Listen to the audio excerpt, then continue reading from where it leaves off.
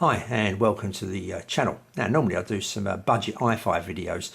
I will be coming back to doing a few of them, but this is a really low budget channel. Hence I bought two very cheap items here that I thought I'd kind of come back to a bit of gaming. Done a few gaming videos on the channel, not had much success to be honest with you, but it's something that I was into many years ago really.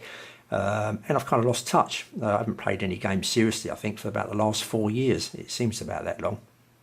But many years ago, just to give a slight background here, I bought a PlayStation when they first come out, Japanese import. That was £850 and £150 for Ridge Racer. Yes, that's how expensive they were on import many years ago when I was really into gaming. 3DO, £550. Mario Kart for the N64, that was £150. So I think you got an idea of how much I used to pay for all these items. So as I haven't got that kind of money to lay out these days, no PlayStation 5 Pros or anything like that, I've gone back to the roots really. Some really, you know, what they call retro games, shall we say. So I thought I'd look at two items here. I'll do a separate video on this item here. This is an hard drive that you plug into your PC. I'm going to show you me using that and how I set it up kind of thing. It's not quite plug and play, but it's nearly plug and play, and that's fairly cheap. Just to give you some idea how cheap that is, you get that for about 12 or 13 pound at the moment, delivered from AliExpress. You can obviously get it on eBay and places like that, but it's a little bit more expensive, but we'll put that aside for the time being. Today's video is about this unit here. It's the R36S, and this unit here delivered to me from AliExpress, just £27, and I think it represents quite a good value, as long as you're expecting too much out of it. But this can be bought on eBay, Amazon and places like that for a little bit more than that. But I just thought I'd give you a, you know, just letting people know really that these are really cheap now. You probably do know if you go on AliExpress and places like that, but maybe if you're not looking around like that and you want a cheap present for yourself or someone like that, you may want to maybe consider this, shall we say. Okay, so I'm going to move the box out of the way. Hopefully the light ain't going to get in the way too much.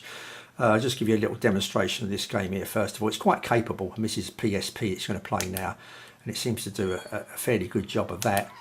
I did have a go with some N64 stuff. It's a bit jittery on the N64, so we're talking about PlayStation 1 and PSP. It does a bit of Dreamcast as well. We'll have a look at a game on there as well, but yeah, don't expect too much from the N64, but you will get, you know, we'll be able to play some games on it. A bit of stuttering going on in the frame rate and also in the sound department. Now I've got this screen, hopefully you can see it okay. I've got it at 50% just to preserve the battery really. It's a nice, bright, really crisp screen. So anyway, let's have a little go at this. Hopefully you get a bit more of a gist of it. I'm a shooting fan, like shoot 'em up fan and platform fan and racing fan, not so much on the third person shooters. But anyway, load this up. I will go to a little bit more in depth on this machine. You can control this two ways, this particular game. Hopefully you can see it okay. Bring it up a little bit more. You can use the cross D-pad, shall we say. Have I got any bombs? I've got something there anyway. Let's just get around that. And I can also use this bottom stick here. And they both feel nice. It's a bit awkward to camera, but they both feel nice. Playing nice and smooth. And quite a nice job. Sound does go up quite a bit, but it starts to get a little bit distorted the higher you go up. But there you can see it's a nice smooth frame rate on this PlayStation portable game of Darius, I think it is.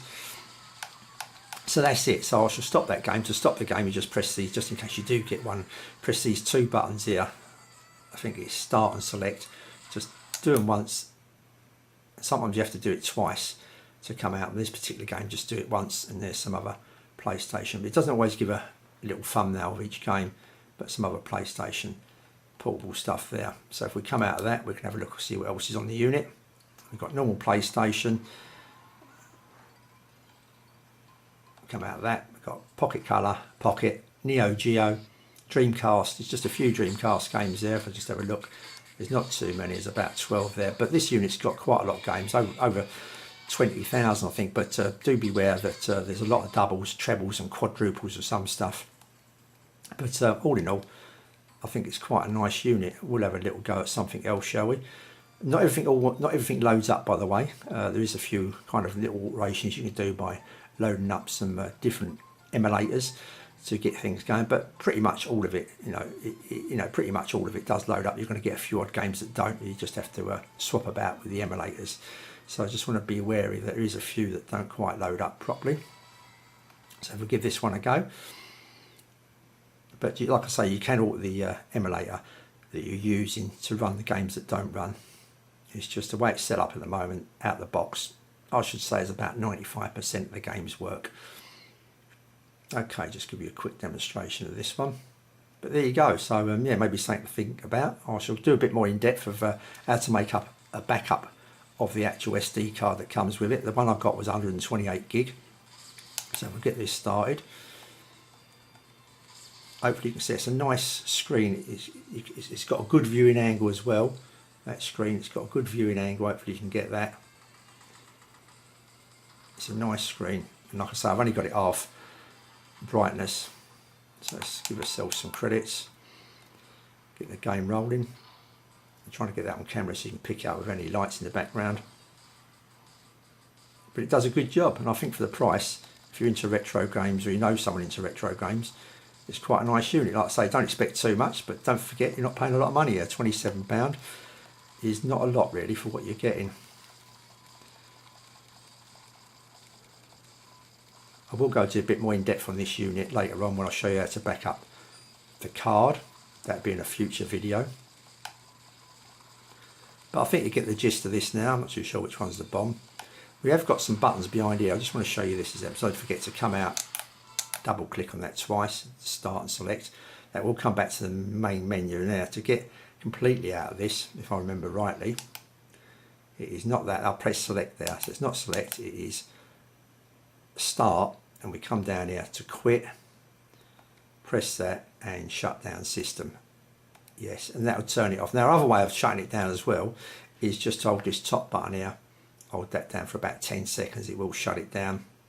And that also turns it on. At the back we've got some trigger buttons here that I didn't really use in any of the games really, and to be honest with you, they kind of slightly get in the way as you hold it, but you get used to it. I could quite easily live with this without them buttons on there at all, but they're still okay.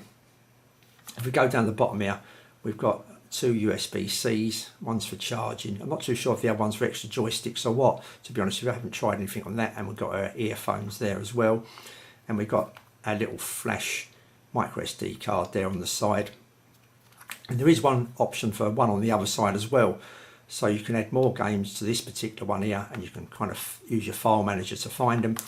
Don't want to get too complicated, but yeah, just leave the one in there that comes with it.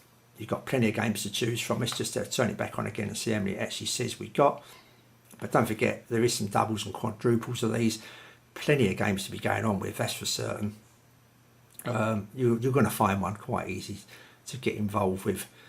So we'll just see it load up, and hopefully I'm going to update this software as well at some stage. But this is out the box, and this is fine. And it says there, if we go to all games, quickly go down to all games, and I shall conclude the video.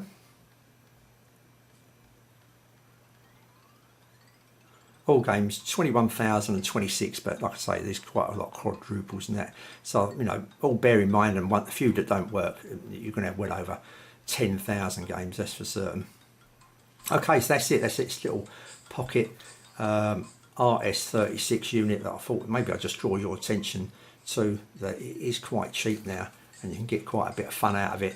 And all in all, I'm quite impressed. Well, very impressed. The only ones that's going to let you down a little bit is the N64 games. Will be a bit stuttery on this. Can't quite do that, but just go through the systems very quickly again so you can see what's on there. Until the next video, I'll say thanks for watching, and I'll see you all soon.